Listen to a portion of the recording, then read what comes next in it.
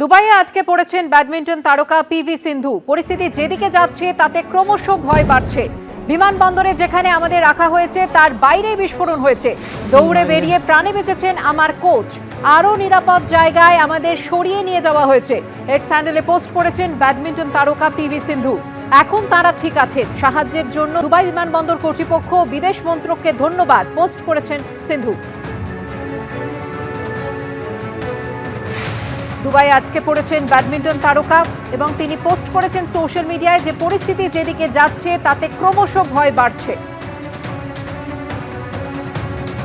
আমি এখানে প্রায় 13 বছর যাবত থাকি, কিন্তু ফার্স্ট টাইম এরকম একটা পরিস্থিতি ফিল করছি আর কি, যেটা কালকে 11:30 এখানকার টাইম ইন্ডিয়ান টাইম 2:30 মাইনাস দুটো নাগাদ শুরু হয়েছে।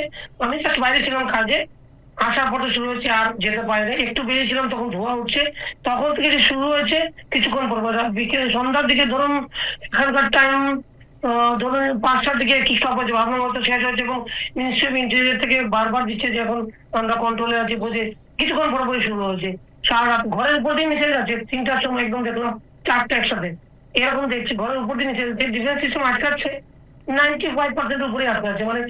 এখন অব্দি অফিসিয়ালি আপনাকে বলি, আজকে সকালে দেখলাম 40 মিসাইল আর 9 ড্রোন এখান থেকে ইরান থেকে এসছে, যেটা আটকেছে গত 3-4টা পড়েছে বিকেল থেকে সন্ধ্যার পর থেকে রেসিডেন্সি অ্যাটাক শুরু হয়েছে। প্রচুর আতঙ্ক, এটা বলার মতো নেই। ঘরে খাবার দাবার যা পেরেছি এনে অলরেডি 72 আওয়ার্সের জন্য খাবার দাবার এগুলো মিনিস্ট্রি থেকে বলছে যে সেফ জায়গাতে যাওয়ার জন্য জায়গাও দিয়েছে, স্কুল টুল এগুলোর মধ্যে, প্লাস সেফ জায়গা থাকার জন্য বারবারই প্রায় মিনিটে এগুলো দেয়া হচ্ছে যে সেফ থাকার জন্য আর গভর্নমেন্টের গাইডলাইন ফলো করার জন্য। For international tour, educational tour. Today our flight was scheduled, but it got cancelled due to the war situation. We are safe here in the hotel.